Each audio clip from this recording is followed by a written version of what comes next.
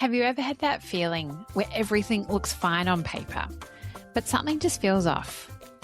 You're doing the job, the kids are okay, life is functioning, but underneath it all, you feel stretched, a little bit reactive, maybe even a little disconnected from the kind of mum you thought you'd be.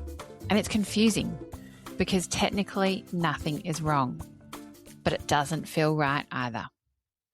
Welcome to the Working Mumma podcast, where we have real conversations about what it really looks like to build a career and raise a family at the same time. Today's episode is for any working mum who's stuck in the cycle of shoulds and also wondering and reflecting, is this how I want to be as a working mum? Should I be doing more? Should I be doing less? Should I feel guilty? And if you want to have something different and not another guilt trip, and it's also not another productivity hack, but instead let's have an honest and open discussion. And I'll also give you at the end a framework to help you through this process. I'm hearing a lot at the moment about the messy middle. Well, hopefully today's episode can help you work through it. I also want to help you get clear on who you are, what you actually value, and what the mother that you really want to be looks like. Because I know even myself, there are so many times of, is this really who I want to be? What do I really want as a mother and also for my career?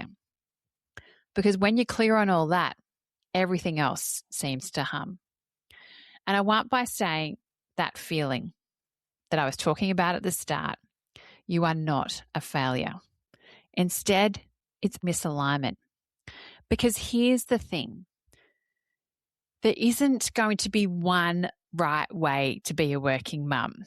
There is no silver bullet. There is, yes, all the hacks out there in the world, but not all of them are going to suit you. What is going to work best for you and your family is what you need to work through on yourself. There's so many ideas, but every situation is different. So that's why scrolling through on Instagram and we compare ourselves to others, it's only comparing. But instead, we probably need to hold up a mirror to ourselves and say, well, what works? But also ask yourself the question, what do I want? There isn't a right way to be a working mum. Some women stay at home. Some work part-time. Some go all in and work full-time, and some women build businesses. And you know what? None of those choices are the problem. I've spoken to so many women on this podcast with so many different setups. Like when I spoke with Elise Slavin, who shared her experience of leaving a corporate environment that just didn't fit her anymore. And also what really stood out from that conversation was that it wasn't about that it wasn't not working. It was about finding an environment and a culture that supported the kind of mum that she wants to be. And that's the distinction. It's not necessarily always about the structure. It's whether it fits you. Because the reality is, this is hard. And it's not just that you need better time management kind of thing to help you as a working mum. And I've spoken about so many times. The structures were created over 100 years ago when there was traditionally someone that worked, typically the dad, and then another person that typically stayed at home, the mother. So structurally, it's really, really difficult to unpack so much of this in a relatively short space of time. In Australia, women are still doing roughly twice as much unpaid care and domestic work as men. Unfortunately, it's reality. School hours also don't align with work hours. Childcare is expensive and often inflexible. And then there are all these little invisible expectations that sit underneath it all.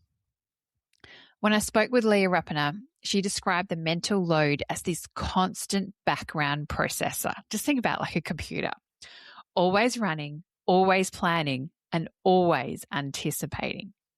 So if you're feeling stretched or you're constantly juggling, I know we talk about it a lot, you're not imagining it because it is real. We're always thinking, trying to be 10 steps ahead, trying to be organized. It's exhausting. I know you feel it. I do. But this is also where some of the conversation can shift a little. Even with that, there is more agency than we sometimes realize. And a lot of what we're feeling isn't just about how much we're doing. It's also about the gap between where we are today as a mother and also sometimes in our career and who we want to be. So I want to introduce some simple frameworks today to help you through it. And some of this you can go quite deep. Yes, there's some surface level work, but also really asking yourself some of these hard questions may also lighten the load for you, but also support you through what I said before around the messy middle. And so it's this. I'd like to ask the question, the mother who you are today versus the mother you want to be. Is there a gap? Because that gap is where the guilt lives, where the frustration shows up, and it's where that constant sense of I'm not doing this quite right sits. So if you don't have any of those gaps, if you are exactly where you want to be, you know what? Celebrate that. Please let me know what your secret is. I would love for you to reach out. Because if you're not, please know you are not alone. And that's what most of us are trying to do. We just keep trying to keep push harder. We just keep pushing, keep pushing, keep pushing. We want to be more productive. We're trying to be more efficient. We're trying to get better at juggling. But how many times do we actually stop and ask ourselves, wait, what am I even aiming for here? What kind of mum do I really want to be? And this is also something that came up when I spoke with Natasha Janssens.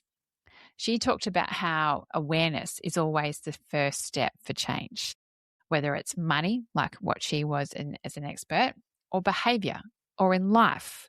You can't shift something that you haven't named. And you may have named it in your head, but have you written it down or told someone? It's not real if it's just swimming around in your head. You need to make it reality. Write it down. So instead of trying to optimize everything, we also need to try and step back then and get clear on what we actually want. Step off the hamster wheel for a moment and take some time for yourself.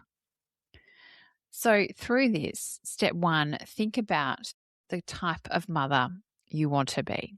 And no matter what part of the journey of motherhood you're already in, there is always the opportunity to step back and review and assess where you are and then where you want to be.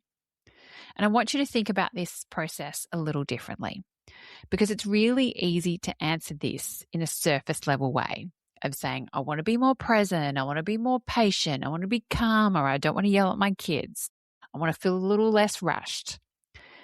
But I want you to zoom out a bit and think about as well that your kids are older. And here's an exercise I want you to try.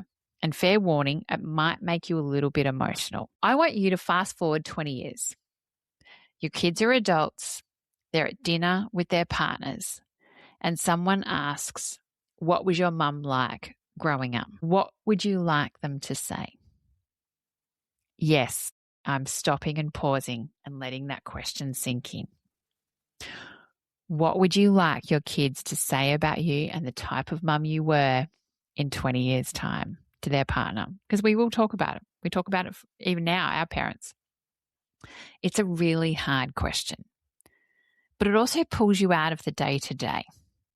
It pulls you out of perfectly cut school lunches, if that's, sometimes I know it's on Instagram, and emails and the endless WhatsApp chats and daycare drop-offs into something much, much bigger. But in turn as well, it gives you a bit of a North Star. And it's something I've been thinking about recently quite a bit. I've thought about this, and that's the reason why I actually wanted to record this episode. And I would like to say that, my kids and hopefully in 20 years' time, my two boys, that mum was still there, that she came to the school excursions when she could. She came to the sports days. She took me to training. But I wasn't there 100% of the time. And that's okay. But also, I want my boys to say that there was also a sense of independence in their lives. Also, opportunities because I worked, because I was available. I listened, but I was also present when it mattered. But also, I traveled with work. I may have, had time away, and that's okay. They also had opportunities to explore in different ways. And that's my version. I want my kids to know that I'm always there for them. But at the same time, I've been able to be a role model for having a career, providing them with opportunities I try and be there for the school activities and that where I can, but I know that I can't make it all the time. So I hope I've also instilled in good values into them, that I've allowed them to do activities. And this I am guilty of as mum guilt. I am really bad at saying no to them doing an extra sports activity. They say, I want to do basketball. I say yes, because I believe so much in sport and what it brings them. And so I just keep saying yes, and I can't say no because I don't want to say no, sorry, mum's working. That is something for me to work through. And also it adds extra pressure of how am I going to navigate getting through all these sports activities. But that's for me and the North Star that I want my kids to have. So she was there for me. She let me do my activities and help me pursue my dreams. But also at times going, yep, she had events, she needed to do work, and they respect and understand that. It's trying to be the best of that at the moment. And it's hard. But you know what? Your version will no doubt look completely different to mine. And because you know what? That's the point. I've thought about what my North Star is. I would like to say, for my kids, I need to work on the definitions and go a lot deeper into that. But that's just a high level. And that is certainly something as well that guides me in some of my decisions. Because also when I spoke with Jen Murr, she's an absolutely amazing parenting expert, by the way. She talked about how kids don't remember perfection. They remember connection. And there's something about 30% of the time as well. So we don't have to be like when we're with our kids 100% of the time in their faces. They said it's more about like 30 or 40%, and it's really that quality over quantity time as well. And they also really remember how we made them feel. And that's not everything was necessarily done right as well. So there's no such thing as being the perfect mum. It's more about being an intentional one. And that's what I really want to speak about in today's episode. So then if we get into step 2, it's also about being really honest about where you are right now and what do you value. Not where you wish you were, not where you think that you should be, but what your life looks like. What does your day feel like? What are you most reactive? Where are you stretched too thin? Where are you feeling resentment creep in? I know it's probably towards your partner. Because for a lot of mums, it shows up in really small moments. You're answering emails while your child's talking to you. You say, just a second, 10 times in a row. You feel guilty at work, and then you feel guilty at home. A little bit like you never really feel like you're in the right place. So here's some steps as well to help you through this in terms of what you see as your values. So step 1, choose your top 5 values. So it could be, for example, connection, freedom, family, achievement, presence, growth, security, creativity, contributions, adventure, stability, recognition, simplicity, and there's just the list goes on. Now, out of those top 5 from the list, rank them. No ties, no equal fourth or anything like that. Rank them 1 to 5. Then the real question that you need to ask yourself, how well are you living each of these values? Or are you living someone else's top 5? A little bit like the good girl. And I have a really awesome episode coming up with Caitlin Judd on this in a couple of weeks' time. So think here as well about that, there's research from Brene Brown on the values that most people then can identify in their values, but really only so many people are actually truly living them. It's a relatively small number. And that gap is often a primary driver for disconnection and also burnout. So when your values and your daily life are out of sync, that's where the should lives. That's where the gap is that we're trying to close around who you are and then also who you want to be. And what does that out of alignment look like? Out of alignment is Maybe a mum that values connection deeply, but her evenings are spent catching up on emails whilst her kids watch screens. She's physically present, but emotionally absent. She tells herself she's doing it for them, but she resents it quietly. Someone that is in alignment, that looks like she values connection and achievement. She might work 4 days, has a hard stop at 5:30, 3 nights a week, and her kids know that Tuesday dinner is phones away dinner, and it's not perfect, but it's hers. And I loved when I spoke with Lisa Judson. She shared how she had built systems around to just make daily life work, because without them, everything else felt chaotic and reactive. She realized that this was really important to her and her values, and also helped her family hum. And I think it's an important point, because you can't necessarily always close the gap if you're not willing to see clearly where you are and in alignment with yourself, and then also your personal values. Now on to step 3. And this is where things really start to feel uncomfortable, because this is also where boundaries come in. And the boundaries are the bridges between who you are and where you are today and where you want to be. Because boundaries aren't about necessarily keeping things out. They're about protecting what matters to you and also to your family. And for working mums like us, the most important boundaries aren't always those with your boss. They're quite often with yourself. So this might look like leaving work at a set time, saying no to things that don't matter, having a conversation at home about redistributing the load, or even just noticing where you're overfunctioning and pulling back. Just like when I spoke with Ash Barty, and she said something that really stuck me, that so many women don't ask for what they need at work. They so often just quietly cope. We adjust, we stretch, and we absorb, and then wonder why it all feels so hard. It really surprises me as well how much, like particularly in men at work, they'll just ask for what they want. Right, this is what I'm doing. And then us women sit back on, I could have done that. I could have said it. But we just, as I said, we just absorb so much. Because also, if we don't define our boundaries, everything else will define us. Our work will, other people will, and expectations will certainly then come into it as well. So there's 3 types of boundaries for working mums. We've got boundaries with work, understanding what are our non-negotiables, such as school events, pick-up days, pick-up times even, being off grid on weekends and the like. And how much of that are you currently allowing that also you'd never really wanted to agree to?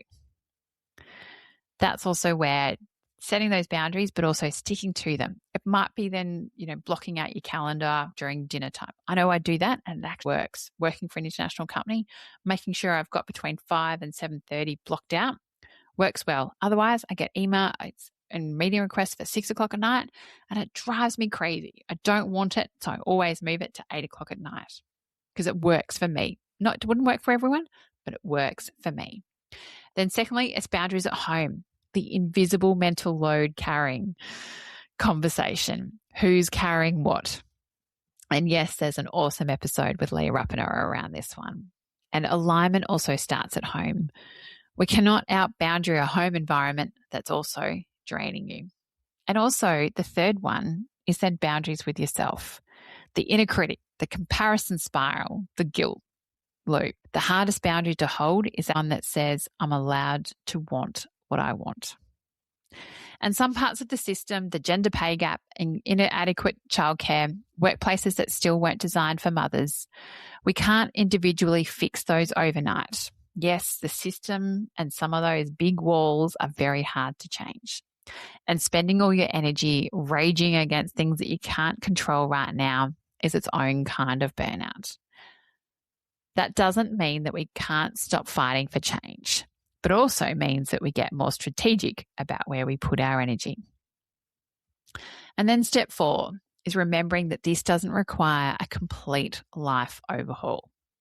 You don't need to change everything overnight.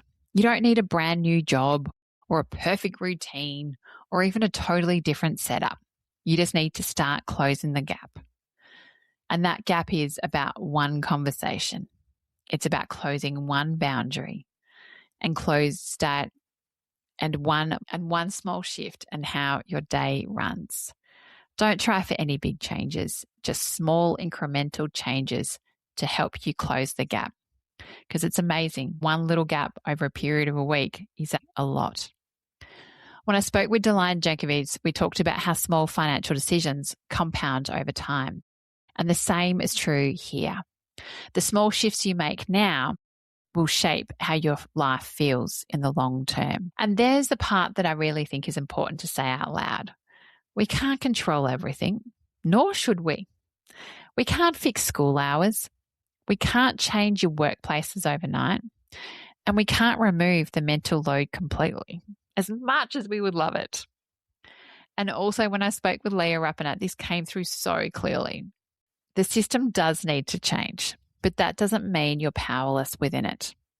Some things we push against, some things we work around, but the most powerful shift often starts within ourselves, in what we expect of ourselves and what we're willing to accept. So if you're listening to this and thinking, I don't feel like I'm the mum that I want to be right now, I want you to know this. You are not behind. You are not doing it wrong. You might be just living a version of motherhood that doesn't fit quite right with you anymore. And that's not something to judge. It's something to get curious about, to start asking questions, to start ripping that Band-Aid off or holding the mirror up to yourself. Because there is also no one right way to be a working mum. There is no one way to do this. But there is a way that feels right for you. And that version, it doesn't come from doing more. It starts with asking better questions and willing to listen to your own responses and accept what you're saying. And maybe this week, that's all you do. Take 10 minutes and guide yourself through this framework. So here we are. Let's get practical. I'm going to give you some things that you can do. So step 1, it's about writing your North Star statement. So one paragraph, all future tense. What are you building towards? As a mother, as a woman, could also be how you want to do it all. Have a career and be a mum. And what does that look like for you? For example, could be in 10 years, my kids know that I've worked and that my work mattered to me, but they also know that I showed up, that I was present after school, but not every day. You were there for the big moments, such as school assemblies if they were getting an award, and you're proud of what you've built professionally, but also your kids are proud of you as well. I'm not burnt out, but I'm energized by my life. Now, number 2, step 2, name your values. Your top 5 is what we spoke about earlier. And from there, the ones that you will not negotiate. Now, step 3, do a boundaries audit. Write down, I currently allow what boundary to be, go over, and it costs me X. So then the boundary I need to hold is another part. So look at this in different areas of your life, one at home, one at work, and one with yourself. And I know that I'm definitely guilty as charged for putting everyone else before my own exercise, which I really love doing, but I know that I put so much more. And I let that boundary blur, particularly with family. Now, step 5, identify your next move. So as I said earlier, this doesn't need to be a big life haul, just one thing. What is that first small step that moves you towards your North Star? It might be having a conversation with your partner around the mental load. It might be blocking school pickup in your calendar, and it might be protecting it. It might also be booking your kids in for childcare or after school program just to help you navigate and also do something for yourself. It might be booking the appointment that you've been putting off for 6 months because you've been putting yourself last. And then also lastly, step 5, building a review process that every 3 months, asking yourself, am I living towards my North Star or have I drifted? Values don't change that much. Circumstances do. So keep your review honest. We do parent-teacher interviews with school. We do annual reviews and regular reviews in a workplace. So at home and also with yourself, give yourself a review. Where do you want to go? Where are you? Where do you want to be? We ask ourselves in a work context. Here's the opportunity and also permission slip to do this for yourself and how you're living your life, and also how you want to show up for yourself, your family, and your kids, and even at work potentially as well. So here's what I know to be true, that when a mother is at peace with herself, when she's not in a constant war with her own choices, everything hums. It may not necessarily be perfect, because we all know nothing's perfect. And there are definitely going to be hard days, but it certainly feels better when you know that you're being honest with yourself. Also, the kids feel it. We know that mums are the heartbeat of the family. The relationship also feels it. Even work feels it. And that peace doesn't come from having it all figured out. It comes from knowing your North Star and taking small, consistent steps towards it. You are allowed to want a career. You're allowed to want to be present. You're allowed to want both, even when it feels hard and you're in that messy middle. You're allowed to change your mind. You're allowed not to have it all figured out, but you are allowed to start from today from exactly where you are. So, Mama, good luck. I would also really love to hear what you thought of this process, of where you are as a mum and where you want to be, and how you may be doing steps to help close that gap. So as always, I would really, really, really, really appreciate if you would be able to leave a rating or review on Apple Podcasts, and also share this with someone else, a fellow mum that you think that may appreciate, but also help her go through the messy middle and find her North Star. So next time, please, Mama, please know you're not alone. You are doing a great job. And I will see you next time on the Working Mumma podcast. Have a great day.